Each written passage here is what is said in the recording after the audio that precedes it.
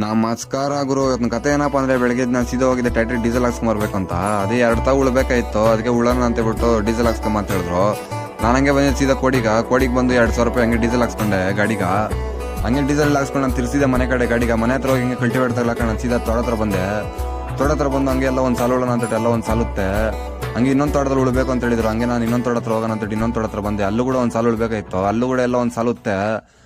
ಹಂಗೆ ಅಲ್ಲೆಲ್ಲ ಉತ್ತಿದಾಯ್ತು ಅಂತ ಸೀದಾ ಮನೆ ಕಡೆ ಹೋಗೋಣ ಅಂತ ಮನೆ ಕಡೆ ಗಾಡಿ ತಿರ್ಸಿದೆ. ಹಂಗೆ ನಮ್ಮ ಅಣ್ಣವರೆಲ್ಲ ಸಿಕ್ಕಿದ್ರು. ಹಂಗೆ ಮಾತಾಡ್ಸ್ಕೊಂಡು ನಾನು ಸೀದಾ ಬಂದಿದ್ದೆ ಮನೆ ಹತ್ರ ಟ್ಯಾಕ್ಟ್ರಿ ನಿಲ್ಸ್ಬಿಟ್ಟು ನಾನು ಹೋಗಿದ್ದೆ ಕರೆತ್ಕೊಂಡ್ ಬರೋಣ ಅಂತ.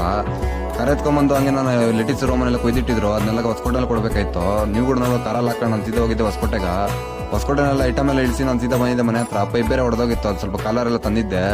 ಅದೆಲ್ಲ ಹಾಕಿ ಜೈಂಟ್ ಮಾಡಿ ನಾನು ಹಂಗೆ ಲೆಟಿಸ್ ನೀರು ಬಿಡೋಣ ಅಂತ ಎಲ್ಲ ಲೆಟಿಸ್ಗೆಲ್ಲ ನೀರು ಬಿಡೋಣ ಅಂತ ಲೆಟಿಸ್ಗೆಲ್ಲ ನೀರು ಬಿಟ್ಟೆ. ನೀವು ಕೂಡ ನೋಡ್ಬೋದು ಕತ್ಲಾಯ್ತು ಅಂತೇಳಿ ನಾನು ಕೂಡ ಮನೆ ಕಡೆ ತಿರ್ಸಿದೆ ಗಾಡಿನ. ಫಾಲೋ ಮಾಡಿ, ಸಪೋರ್ಟ್ ಮಾಡಿ, ಶೇರ್ ಮಾಡಿ ಅಂತ ಹೇಳಕ್ಕೆ ಇಷ್ಟಪಡ್ತೀನಿ. ರಾಮ್ ಅಂತ ಹೇಳ್ತಾ ಇವತ್ತು ಲಾಗ್ ಮುಗಿಸ್ತಾ ಇವತ್ತು ಕತೆ ಇಷ್ಟು ನಾಳೆ ಸಿಗ್ತೀನಿ ಗುರು ನಿಮ್ಗೆ.